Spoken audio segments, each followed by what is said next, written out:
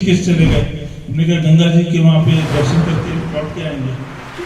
इन चीजों के ऊपर भी वो सवाल उठा रहे थे, उधर जा रहे हैं। एक बचकाने जैसी उनकी जो बातें हैं वो सामने आ रही है बड़े नेताओं की। को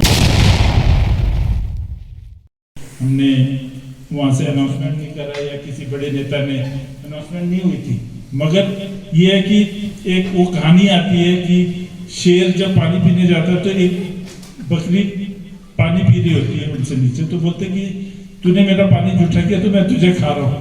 तो बकरी बोलती भाई मैं तो नीचे पानी पी रही हूँ, नहीं बोला आपने नहीं किया होगा तो आपकी माँ ने ऊपर पिया होगा, वो खा जाती। तो वही बात करी।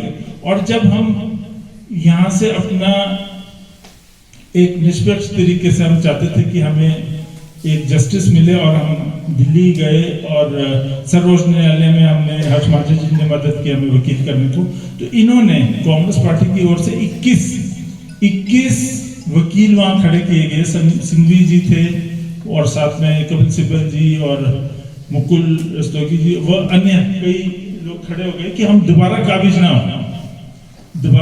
भी ना हो सके। और दूसरी तरफ मतलब चालबाजी से ये जो भी बात हो रही थी हम समझ गए थे सारी बातें, हमको बच्चे नहीं मतलब कि इतना लंबा अरसे से कर रहे थे। और हमने वकील करे, शिमला में हमने हस्ताक्षर करे, वकील करा, उसके बाद चंडीगढ़ गए, चंडीगढ़ में भी हमने कई दिन रुके रहे, वहाँ भी वकीलों से बातचीत की, फिर दिल्ली गए, फिर उन्होंने कहा कुछ समय लगेगा, तो हम ऋषिकेश चले गए, हमने कहा गंगा जी के वहाँ पे दर्शन करके लौट के आएंगे।